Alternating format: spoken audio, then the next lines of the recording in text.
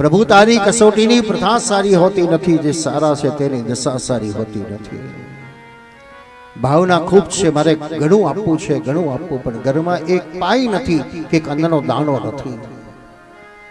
સાચો સંત વરાળા નથી પડતો. આજનો સાચો સંત તો તમને ભાઈ 5 લાખ આપને, 25 લાખ આપને, આટલા ડબ્બા ઘી એ માંગણી નથી કરતો. બસ નારાયણ હરિનો પોકાર કરે, આપો તો ઠીક, ના આપો તો ઠીક, અને આગળ ચાલતો જાય.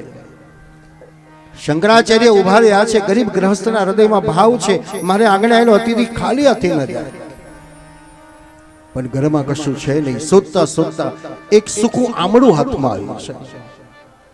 આનંદ છે, મારા આંગણે આવેલો અતિથિ ખાલી હાથે તો નહીં જાય ને. અને ભગવાન શંકરાચાર્યના પાત્રમાં સૂકું આમળું મૂક્યું છે. આજના સાધુના પાત્રમાં હું મૂકો તો આપણને સામે લમણામ ફેંકે. આજે તો રૂપિયો કોઈ ભિખારી લેવા તૈયાર, દે 10નો સિક્કો હાલો.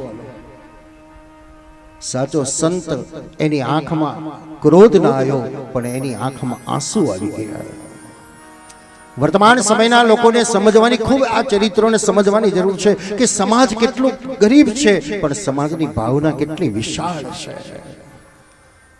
આપણે સંપત્તિઓ આપીએ છીએ શા માટે? વૈભવ ભોગવવા માટે આપીએ છીએ, પણ એ સમાજની સેવા કરે, સમાજના કાર્ય કરે. હું લાખો રૂપિયાનું કામ નથી કરી શકતો, પણ એ લાખમાં 1 રૂપિયો હું આપું તો પણ એ લાખમાં મારો પણ ભાગ ખરો કે નહીં? પણ એ સંપત્તિ આજે વિનિયોગ ક્યાં થાય છે? તો વર્તમાન સમયની અંદર ખૂબ યાદ કરવા જેવા ચરિત્રો છે કે ભગવાન શંકરાચાર્યની આંખમાં આંસુ આવ્યા. શંકરાચાર્યનું હૃદય દ્રવિડ બની ગયું. લક્ષ્મીનો પોકાર કર્યો. અંગમ હરે પુલગભૂષણમશ્રયંતિ મૃંગાંગનેવ મુકુલાભરણમ તમાલમ અંગીકૃતાખિલ વિભૂતિરપંગલીલા માંગલ્યદાસ્તુ મમ મંગલ દેવતાયા. લક્ષ્મીનું આહવાન કર્યું. બોલો મારા શું આજ્ઞા છે? આ ગરીબના ઘરમાં સોનાનો વરસાદ કરો. શું કર્યું અને કયું વ્રત કર્યું, કયું તપ કર્યું, કયું દાન કર્યું? તો એક જ ક્રમ કર્યો, આંગણે આવેલા અતિથિને કંઈક અર્પણ કરો. સુખી થવાનો આ મોટો ઉપાય બતાવ્યો. અને બીજું, તમારી ડિક્શનરીમાંથી ના શબ્દને કાઢી નાખો. નથી કાઢી નાખો. ના આપવું હોય તો હાથ જોડી દો, જય શ્રી કૃષ્ણ, નહીં તો સતનાની કથાને યાદ કરી લેજો.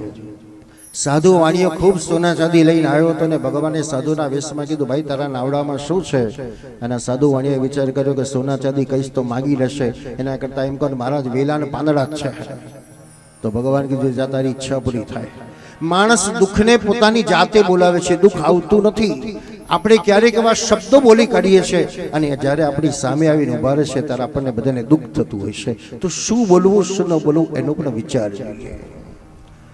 લક્ષ્મીની કૃપાથી, અતિથિની કૃપાથી સંપત્તિ પ્રદાન થાય છે.